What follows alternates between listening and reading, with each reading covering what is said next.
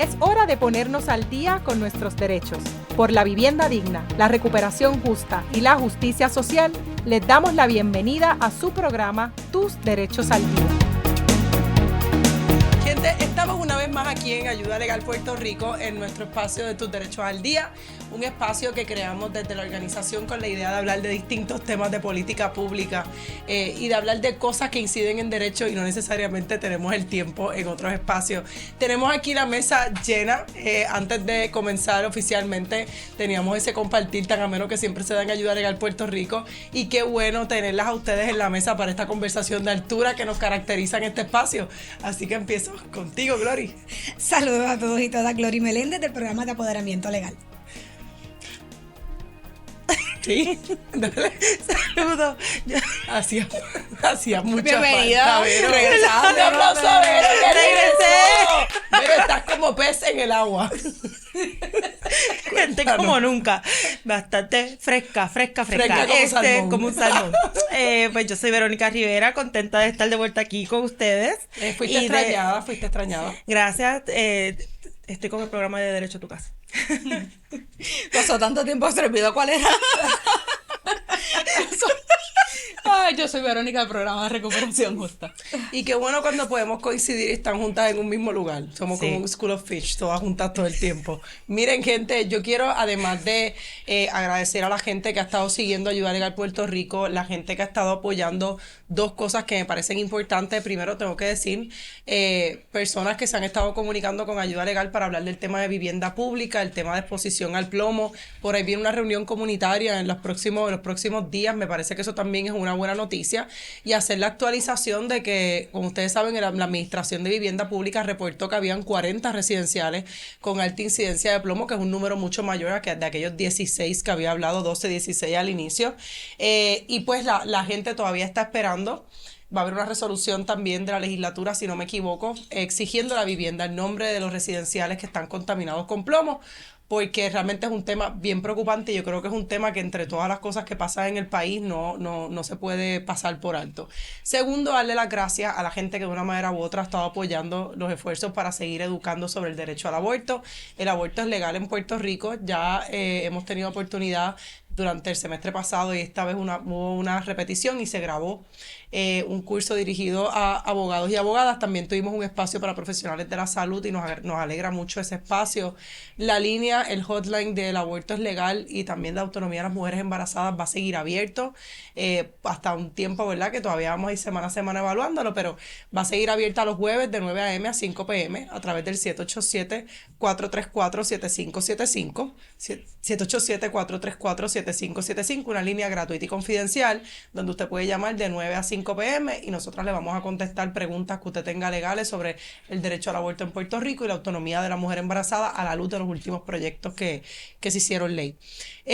Y también, ¿verdad? Siempre recordar que desde Ayuda Legal Puerto Rico continuamos ofreciendo apoyo legal gratuito para temas que tienen que ver con alquileres, que tienen que ver con desalojos, ya sea porque la gente no puede pagar renta o no puede pagar la hipoteca, pero también ofreciendo apoyo en otros temas, como es el tema de violencia de género cuando conlleva desalojo, temas que tengan que ver con reclamación del derecho a desempleo de mujeres trabajadoras, y que pues ese es el camino, ¿verdad? Y ciertamente la época de desastres, que ya mismo es un tema que hay que empezar a tocar, porque así como estamos contentas de que empezó febrero, también tenemos que estar diciendo que ya estamos a 4 meses de una nueva temporada de huracanes, así que el tiempo avanza, apremia, y yo sé que toda esta conversación de que si los cheques del reintegro, los cheques contributivos, a veces se pierde de perspectiva que pues nos sacaron los 1,400 pesos del COVID durante 5 años.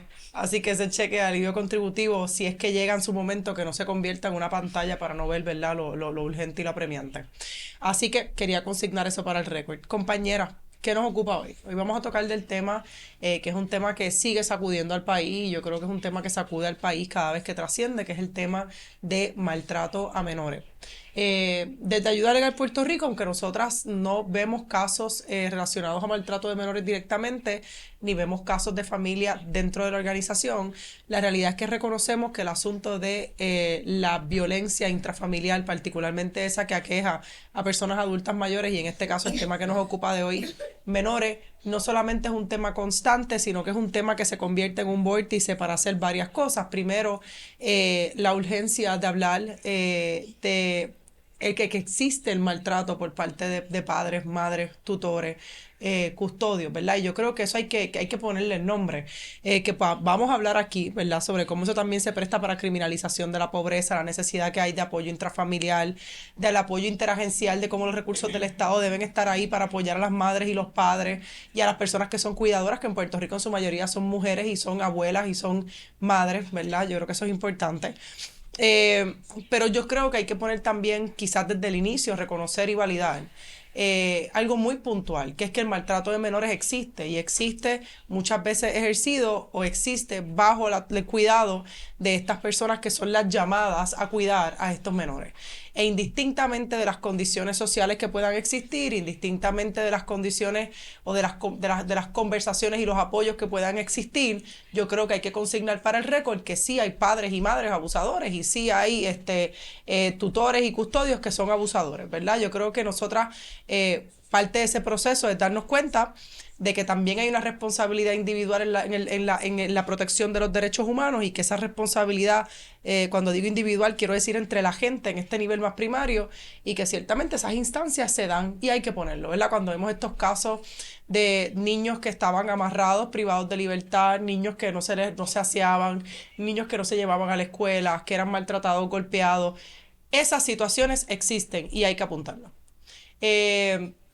Y yo creo en ese sentido que es uno de los actos delictivos y yo soy una persona que no creo en el tema de las penas largas ni en los castigos excesivos por parte del Estado y que la mayoría de los castigos que da el Estado no llevan a la rehabilitación y eso también está ahí, uno vive con todas sus contradicciones muchas veces, pero yo creo que es uno de los actos más deplorables que existe en la sociedad porque es literalmente el truncar el futuro de la sociedad, ¿verdad? Nosotros decimos muchas veces, la generación que está ahora es una generación que ha estado 8 años sin un sistema educativo que funciona después de María, pero también tenemos generaciones que han vivido esas primeras etapas, sobre todo esas etapas de formación de los 1 a los 10 años, de los 1 a los 12 años, unas condiciones deplorables también provocadas por las personas que están llamadas a cuidarla. No sé qué piensan eso de punto 1, ¿verdad? No punto de partida, pero creo que es algo que hay que poner sobre la mesa. No sé cómo tú lo ves, Rivera. Sí, o sea, yo estoy de acuerdo. O sea, hay este tema del maltrato de las niñas, de la niñez, me recuerda un poco como nosotras trabajamos el tema del derecho a permanecer, ¿verdad? Que siempre decimos, no es nada más quedarte, es cómo te quedas. Y para poder tener las condiciones para evitar tener que irte, pues tenemos que atender un montón de cosas. Pues es lo mismo con el tema de la niñez. O sea, obviamente está la responsabilidad primaria, que es que pues tenemos un padre, una madre o una persona custodia que está ahí en el día a día y que está llamada a cuidar al niño o a la niña y tiene que cumplir con esa responsabilidad, pero sabemos que eso no se da en un vacío y que se da en un contexto de mucha precariedad, distintos niveles en nuestro país. Entonces, creo que cualquier atención que se vaya a dar al tema de la niñez, que gran parte del problema y de por qué no hemos podido manejarlo es que precisamente nos quedamos, yo creo, se intenta intervenir solamente en la cuestión primaria, ¿verdad? ¿Quién fue el que dejó de darle alimento? ¿Dónde está la mamá, verdad? Porque siempre ¿quién fue el que no la llevó a la escuela? Y entonces, pues, lo que hacemos, ¿verdad? La respuesta del Estado, que la conocemos, que, pues, la remoción y de momento empieza un proceso largo en los tribunales y quién sabe cómo termina. Pero nos quedamos ahí. Entonces, y ahí yo creo que es donde nosotras como defensoras de derechos humanos tenemos un espacio de acción en el sentido de problematizar porque es que, ¿verdad?, pasan esas cosas y no dejarlo solamente en el núcleo íntimo de una casa y darnos cuenta de que todas y todos criamos también a ese niño y esa niña que está en esa casa en esas condiciones. Y de ahí arrancar, ¿verdad? Y partir. Sí, pero ¿alguien más quiere decir algo sobre este punto quizás inicial? Sobre eso mismo que decía Vero, yo creo que hay un elemento de que partimos siempre de dar respuestas inmediatas y reaccionarias a lo que sale en la prensa, ¿verdad? Y me refiero a partimos como país. Si hay muchos casos en la prensa, si hay casos muy terribles que de momento salen en la prensa, entonces vamos a trabajar el tema un poco para dar respuesta a la opinión pública, para que digan que estamos haciendo algo. Pero la realidad es que esto es un asunto que tenemos que mirar de forma integral y de forma holística. Nosotros no podemos dar respuestas de la baqueta como país, no podemos podemos dejar de inmediatamente caer solamente en el asunto punitivo. Claro. Tenemos que hacer una mirada bien holística y tenemos que mirar las ciencias sociales, que son los que trabajan el asunto de la conducta, para poder entonces dar una mirada más concreta, más certera y respuesta adecuada. De acuerdo. Sí. Pues yo, obviamente, ¿verdad? Y reconocer, ¿verdad? Que hay demasiadas instancias en que la niña está en una situación que no debería estar. Y para mí esa es la parte más difícil de ver casos de maltrato. Yo no puedo decir que soy experta en el tema. Sí he tenido experiencia viendo casos de maltrato, representando al padre o madre que se le hizo la remoción en el departamento de familia. Y para mí yo creo que era la mayor impresión de esos procesos. Hay un niño y una niña en una situación que no debería estar, ya sea porque estaba en una situación insostenible en su casa, o porque la intervención del departamento de la familia o no estaba justificada, o realmente no tienen los recursos para apoyar a esa familia en la situación en que están. No siempre el maltrato, o sea, el que nosotros pensamos no siempre es intencional, no siempre, muchas veces es falta de conocimiento, falta de herramientas. A veces simplemente hay remociones, y no tengo ningún problema en decirlo, remociones, incluso remociones de emergencia, basadas en ninguna otra cosa, que son los prejuicios del departamento de la familia. Yo personalmente he visto remociones que yo caracterizaría como remociones por razón de pobreza. He visto remociones por situaciones de violencia doméstica, incluyendo querellas que se hicieron simplemente para molestar a la madre custodia, que usualmente es la madre. Claro. Y esas cosas pasan todos los días, muchas veces terminan en custodia del departamento de la familia y no siempre están en mejores circunstancias porque hayan sido removidas. Y comienzo con la validación, de acuerdo con todo lo que han dicho, y comienzo con la validación de la instancia de abuso, porque está brutal. Gente que puede estar escuchando esto, que fueron niños o niñas maltratados, o ¿verdad? O tú miras a niñas maltratadas y decirle la culpa es del sistema, cuando hay una protección primaria que no se recibe. Hay un proceso de no validar la experiencia también, ¿verdad? Y tú puedes decir, pues es que está jodido que el departamento de la familia no ofrezca apoyo integral a esa familia, pero el niño que está recibiendo los cantazos, o que no recibe la comida, o que no se le asea, o que recibe insultos, o que vive en condiciones terribles, sea en casa de oro o en casa humilde, está brutal no validar su experiencia por la cuestión sistémica, ¿verdad? Y yo creo que eso consignarlo ahí. Dicho eso, surgen estos casos de maltrato y es imposible, ¿verdad?, que no se miren con los lentes de raza, de clase, de género, entre otras miradas que hay que darle, ¿verdad? Y empiezo quizás por la de género. Siempre que vemos estos casos, ¿verdad? Y la necesidad de darle estos lentes no es solamente para tratar de explicar por qué pasan, nunca es para justificar por qué pasan, pero es un poco para entender qué tipo de respuesta merece la gente o desde dónde hay que responder. Una de las cosas que hemos visto, ¿verdad?, con estas intervenciones por parte del departamento, por parte de las autoridades, que de momento encuentran niños viviendo en condiciones infrahumanas o en condiciones de maltrato, hay unos elementos que se repiten todas las veces. Primero, desde las coberturas de medios hasta los comentarios de los agentes, hasta después las acciones, siempre es ¿dónde está mamá? ¿Dónde está mamá? La responsabilidad de mamá, es que mamá no limpió, y entonces el rol del padre desaparece de esos espacios y siempre se habla de esta responsabilidad primaria de la mamá. Y nunca se habla, y siempre la mamá es la abusadora, y siempre la mamá es la mantenida, y no sé si se acuerdan aquel video de Puruco que sacó aquello de las condiciones infrahumanas en el residencial. El video en parte él decía, aquí vamos a velar a todas las mamás que son tal, y les vamos a romper las puertas por abusadoras, y no queremos maltrato, pero siempre es el rol de la mujer como la responsable última de la crianza, y yo creo que eso hay que verlo, es lo primero, ¿no? Y eso pasa todos los días, ¿no? El niño va a la escuela y se le quedó la cartulina y llaman a mamá. O el nene se enferma y llaman a mamá. Y pues yo como mamá quiero que me llamen, pero ¿por qué siempre es mamá? Es una pregunta, porque es el default emergency contact. Con el tema de esa conexión con la violencia de género, yo creo que todas las que hemos tenido que representar a mujeres intervenidas por el Departamento de la Familia, sabemos que eso es un asunto que les persigue, o sea, no hay manera de que sepan manejarlo, o sea, reiteradamente escuchamos trabajadoras sociales y legitimadas por los tribunales, que es como que, bueno, podrás estar pasando por violencia doméstica, pero como los niños no tienen la culpa, mamá primero. Y entonces esa cuestión de que tú tienes que ser mamá primero, y por más adiestramiento y por más que lo digamos y por más campaña, a la hora de la verdad la remoción pues ahí está a la vuelta de la esquina, porque no hay una forma eficaz de cómo manejar el tema de que una mujer está en un ciclo de violencia doméstica documentado, o sea, que no hay, porque no estoy hablando de los casos en los que se pone en sospecha si es víctima, no, yo estoy hablando de casos en donde se establece que hay violencia doméstica y aún así se entiende que ella no está siendo madre protectora, ¿verdad? Por ser víctima de violencia doméstica y con la excusa de que los niños y las niñas no tienen la culpa o son la parte más débil. Pues entonces lo que se hace es que se hace una remoción, supuestamente atendiendo el problema, y luego entonces los niños empiezan a ser, ¿verdad? Parte del sistema y muchas maneras añorando ese hogar, que aunque era un hogar con violencia, no era el suyo. Entonces, eso de verdad que es bastante frustrante porque yo veo que siguen pasando los años. Yo llevo 20 años en esta y no veo que se haya habido un cambio hacia mejor. Y también lo que decías, Vero, de la cuestión de la pobreza y cómo se interviene con el tema de la pobreza y cómo se maneja.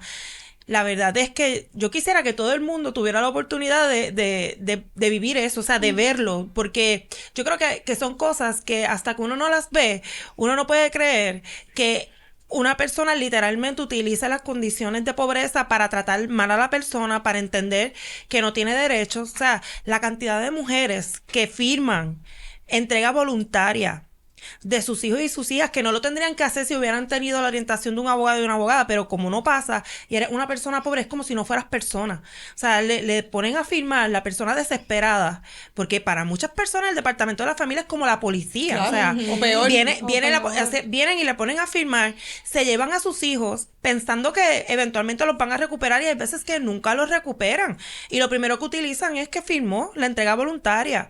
Entonces yo creo que esas son las cosas, ¿verdad?, que siguen pasando y no pasa nada. Entonces de momento salen las noticias, asuntos terribles, y todo el mundo empieza a hablar de la violencia contra la niñez, que es real, que es cierto que sucede, que es verdad que tenemos que protegerle, y a veces eso implica la remoción.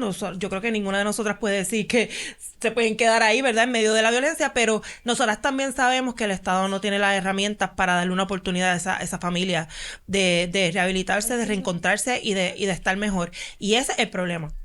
Porque eventualmente, y tengo que decir también, mi experiencia ha sido que luego esos niños removidos pueden confrontar un montón de problemas y todo el mundo se lava las manos. Después se convierten en padres cuyos hijos son removidos. Y de eso tampoco nadie habla de eso. Sí. Perdón, yo sé que tú quieres decir algo. A ver, son padres que sus hijos son removidos mientras están bajo la custodia del departamento de la familia, porque yo he visto eso también. También. Entonces, pero nadie les reclama en el departamento de la familia. ¿Cómo tú permitiste que esto pasara de la misma forma que lo hubiesen reclamado a la madre de él? Claro. No, exacto. No, niñas, bueno, si nos podemos hacer la lista de las cosas que pasan estando bajo el departamento de la familia. O sea que yo creo que esos son los temas que tenemos que hablar para entonces, de verdad, si queremos enfrentar esto de forma orgánica y responsable, porque pasan muchas cosas que la gente en general no se entera, pero quienes hemos trabajado de cerca sabemos que eso es lo que está ahí, y los niños y las niñas no quedan mejor. El departamento de la familia, oficiales diciendo: las familias no tienen que llegar nunca aquí. El departamento de la familia tiene las puertas abiertas para atender a cualquier familia antes de que ocurra una situación lamentable como esta. Pero nadie llega al departamento de la familia a propósito. Yo creo que ninguna de nosotras le recomendaría a nadie que fuera a propósito al departamento de la familia si es que siente de momento que necesita algún grado de apoyo para cuidar a sus hijos o para manejar a sus hijos. Pienso también en el hecho de que siempre se habla de intervenciones, y son intervenciones. Llega el departamento de la familia con el departamento de la policía, y yo creo que eso es una cosa que tampoco puede pasar por alto. E incluso pienso en instancias, y sé que todavía faltan muchos detalles para comentarlo, y no quiero comentar sobre ese caso en específico, pero el hecho de que una madre hable o se practique o se plantee la posibilidad de una madre que no puede, que siente que no puede ejercer el rol de mamá en un momento particular por X o Y entrega a sus hijos al Estado, lo que se habla es de abandono y de cómo se puede sancionar, en vez de qué cosas llevaron a una mujer a tomar una determinación como esa, o incluso la entrega voluntaria. ¿Y cómo la vamos a ayudar? Pero pasa lo mismo cuando las mujeres, de momento, los casos estos de niños que son dejados solos. Vimos aquel caso que había salido hace varios años de la mamá que en la parte de atrás del carro decía: bueno, pero es que los dejo solos para irme a trabajar o se mueren de hambre, de todas maneras voy a ir presa. Pero en estos días donde salieron todos estos casos terribles de condiciones infrahumanas, también salieron otros que no justificaban la intervención, creo yo, ¿verdad?, sin mirar todos los hechos, como por ejemplo uno que estaban activando a la policía porque eran unos niños de 8, 9, 16 años al cuidado de una menor de 20 años, que la mamá los había dejado para irse a trabajar. Y, pues, mano, los tiempos son otros. A mí me dejaban sola cuidando a mis hermanos. Yo imagino que ustedes también, pero no era una cuestión de maltrato, era una cuestión de los tiempos eran otros, pero también nuestras mamás tenían que ir a trabajar. No había un plan B, o sea, no había un sitio de cuidado para 5 muchachos. No sé cómo ustedes lo ven, pero creo que eso es importante también de por qué la gente no va a prevenir esto a través de los canales del gobierno. El problema adicional es que no hay nada más. No hay nada, no hay ningún tipo de recurso de apoyo, ni del Estado, ni a través de algunas organizaciones sin fines de lucro que están proveyendo acompañamiento familiar integral, pero no hay un plan de país para brindar apoyo ni familiar ni comunitario. Al contrario, lo que vemos es un país que nos fracciona cada vez más, un sistema que nos fracciona cada vez más, que los problemas son cada vez más individuales, el resuélvete tú, el para qué lo tuviste, para qué lo hiciste, es tu culpa. Entonces, no hay una conexión social que permita una red suficiente fuerte para poder sostener la maternidad y para poder sostener la crianza. Entonces seguimos viendo, por ejemplo, esta misma semana, una reunión en el Senado para dar respuesta a toda esta situación mediática que se está dando con los diferentes casos de maltrato, y la respuesta de las agencias es: necesitamos comunicarnos entre nosotras. Y estamos en el 2025, ¿cómo es posible que las agencias no se comunican y no tengan manera de poder actuar de forma concertada para poder ayudar a un menor? Esa fue la respuesta que dieron ayer los secretarios de Salud, Educación, Familia, Policía. No hay un plan integral. Entonces salen las noticias esto, es que no hablamos entre nosotros. Básicamente es lo que dicen. Entonces tú dices, pero ¿cómo es posible?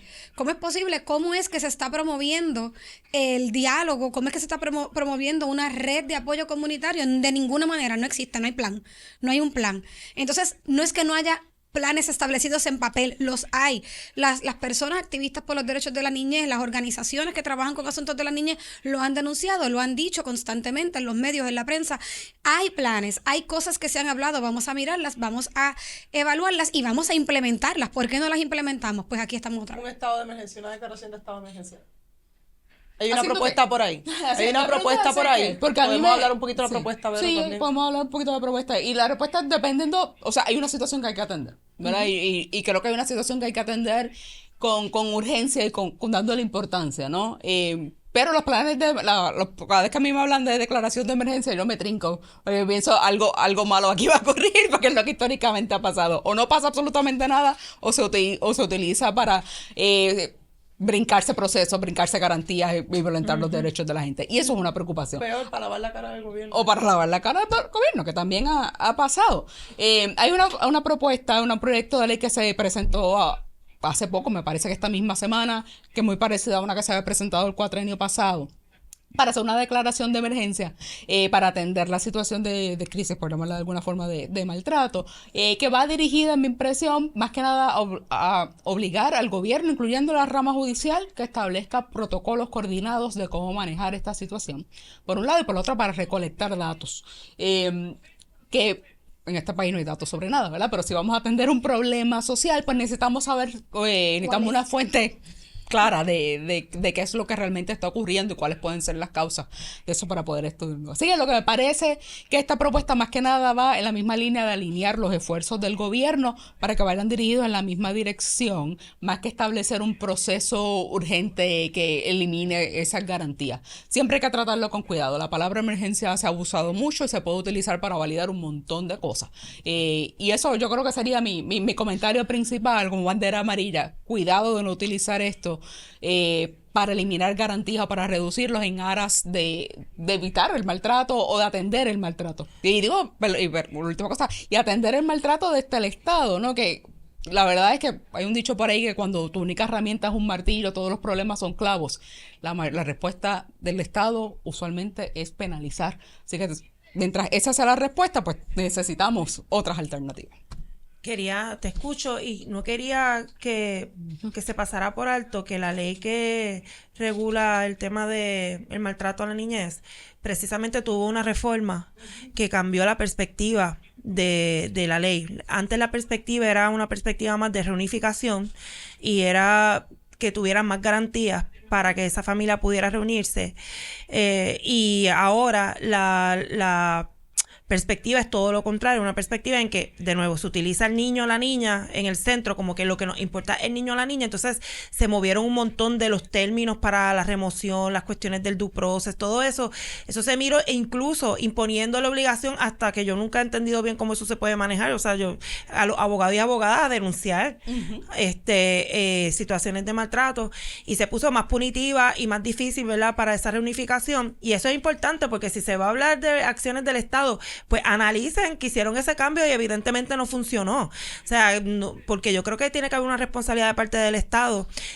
La cuestión de las garantías, que a veces la gente por ahí no se dan cuenta que no proteger garantías, ¿verdad?, de derechos fundamentales es dispararse en los pies. En el tema de los niños ya tenemos una prueba ahí de cómo hacerlo más punitivo, o cómo no promover la reunificación. No ha resuelto, pero en nada el problema ni del maltrato, y al contrario, ha puesto un peso en el Departamento de la Familia que quizás no tenía antes, sin tener los recursos, y eso también explica tanta chapucería.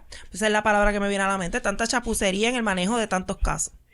Yo quiero decir, ¿verdad? Quizás para cerrar este espacio, Puerto Rico es un país, ¿verdad? Y sabemos que existe hace ya varios años, casi más de una década, una crisis demográfica. Muere más gente De la que nace. nace menos gente De la que muere. muere. Es un país que se está poniendo viejo. Todas las plataformas de gobierno hablaban de resolver el asunto demográfico, incentivar a parir. De hecho, parte de lo que se habla con esto de criminalizar el aborto, uno de los fundamentos falsos es precisamente el interés en la vida y el interés en los niños. Y aunque es un lugar común, yo creo que es importante hablar del hecho de cómo hay una contradicción fundamental. Porque entonces, una vez ese niño, esa niña nace, esa niñez deja de tener garantías o protecciones. Tiene ahora mismo, a veces me pregunto si es más el énfasis en los derechos y las protecciones al concebido no nacido, que las protecciones y el apoyo que existe para ese niño ya nacido, que ha sido dejado profundamente solo. Nosotros somos una sociedad que ha dejado profundamente solos a sus niños, ¿no? Y yo creo que lo vimos cuando el proceso de María, y después las escuelas todavía no han sido reconstruidas, y después vinieron los terremotos y estuvimos chilling con que niños estuvieran estudiando en vagones sin circulación de aire, y después los tuvimos en oleadas de calor extremo, y cuando vino el calor extremo les compramos unos abanicos que nunca funcionaron, y estuvimos bien con que esas fueron las condiciones de los niños. Y cuando se robaron los chavos de educación especial, estuvimos bien con que, ¿verdad? Y cuando digo bien, lo digo en el sentido de que quizás unos focos de resistencia y de planteamiento, pero overall estuvimos bien, el país se siguió moviendo. Cuando vino el COVID y cerraron los comedores escolares y los nenes se quedaron sin comer, también estuvimos bien. Fast forward, ¿El plomo? volvemos a la época de mano dura y está el plomo, y dicen que por lo menos hay 39 niños contaminados con plomo del 2021 para acá atendidos, pero estamos bien con eso también, ¿verdad? Y creo que somos una sociedad que crecer aquí como niños, que tú estás absorbiendo todo, ¿verdad? ¿Cuántas veces nosotras no llegamos antes aquí a Webnético y nos sentamos a hablar de nuestra niñez y las cosas que veíamos en nuestra niñez y los anuncios de nuestra niñez y las cosas que decían en radio y las cosas que veíamos en televisión? Pues esto es lo que los niños están consumiendo. Es un país que literalmente no le importa su futuro. Y el cierre de las escuelas, que también se quedó así, y por ahí puede continuar la lista, el cierre de los parques recreacionales, lo costoso que es salir a un sitio en Puerto Rico, ¿verdad? A hacer cualquier cosa. Y lo traigo porque eso tiene un impacto devastador en la manera en que un niño se configura en relación a lo importante que yo soy para mi entorno. Uh-huh. Si yo no soy importante para mi casa, si yo no soy importante para mi comunidad, si yo no soy importante y todo el mundo que está velado a protegerme me va a maltratar, pues eso es el ciclo de violencia en sus maneras más cruentas, con un impacto en la salud mental no individual, sino en la salud mental de cómo se cuenta el país que vamos a tener de aquí a 5 o 10 años. O sea, los niños de aquí, Dora Nevares habló por muchos años de lo que se llamaba la generación de mano dura, que eran los niños que se habían criado en el caserío, cuando Pedro Toledo era superintendente de la policía bajo Rosselló y que habían vivido las intervenciones, y ella habla como esa generación, ella le decía los hijos de la mano dura, como esos niños se configuraron dentro del esquema de los residenciales públicos. Pues nosotros tenemos ahora mismo los niños de María. que en esa época de María quizás habían nacido en el 2010, tenían 7 años empezando a formarse. Pienso en Lucas, que está aquí en sus 7 años y medio. En esa edad empezar a formarse, de escuchar lo que dicen las noticias, de escuchar lo que dicen los adultos alrededor. Y de repente esos niños que sí se acuerdan y que vivieron el acabose de María, tienen hoy 15 años. 15 años. Y quienes damos clases en la universidad sabemos cómo han llegado los niños de María, incluso en espacios privilegiados, ¿verdad? Privilegiados, lamentablemente, como es la Universidad de Puerto Rico. Y esa generación, ese es el país que nos ocupa. Y esa es la generación que de aquí a 10 años se le va a estar imponiendo la carga de cuidar a los viejos, de cuidar a sus propios hijos, de ir a trabajar y de cumplir con unas normas dentro del trabajo, de aguantar X o Y imposición que ponga el Estado. Está complicado el futuro, pero el futuro no está complicado nada más porque hay cambio climático, y está complicado nada más porque las cosas encarecen, y está complicado porque hay una crisis de vivienda. Está complicado porque en la semilla del futuro del país se ha hecho todo lo posible para dejarla sola, ¿no? Y yo en ese sentido creo que hacen falta más iniciativas dirigidas a niños, ¿verdad? Desde nosotras teníamos, y yo creo que eso es algo que hay que darle movimiento, hacer talleres para niños. Yo creo que la importancia de que los niños conozcan sus derechos no es solamente narrativa, es un espacio también de poder. Hace poco hablaba en un espacio, y ahora sí cierro con esto, que yo pienso que una de las cosas que pasa es que los niños han perdido la oportunidad de imaginarse porque los sitios se han cerrado. Yo no sé cuántas de ustedes pasaban por la Yupi, aquí todas somos de la Yupi, pero ¿verdad? Todas somos de primera generación o algo similar. Y yo no sé cuántas de ustedes pasaban por la Yupi y se imaginaban en la Yupi. ¿Tú no te imaginabas nunca en la Yupi? ¿Tú veías la torre y te imaginabas ahí? Siempre. Me imaginaba la torre y de momento uno visualizarse que uno podía estar un día, hacer un día eso. Y yo creo que el cierre de oportunidades ha hecho que los niños se dejen de imaginar. Y verdad que tengo oportunidad de socializar mucho con niños, mucho tiempo, todo el tiempo, todas las veces, de socializar aunque tengo niños. La realidad es que creo que se puede de la imaginación y de poder soñarse. Un país que no se puede soñar es un país que no camina adelante, ¿verdad? Decía Galeano que el horizonte nos obliga a caminar. Y creo que eso es indispensable. Y los derechos humanos dan eso. La promesa de los derechos humanos da eso. Dicho eso, gente, gracias por el espacio. Gracias a Wilton Vargas por su paciencia y por su cariño siempre. Gracias a las compañeras por las conversaciones de altura que tenemos antes de grabar en estos espacios, que van desde concientización sobre el maltrato a animales hasta la necesidad de proteger nuestra piel contra los embates del tiempo, y a veces se superponen. Así que, gente, gracias a todas por estar aquí.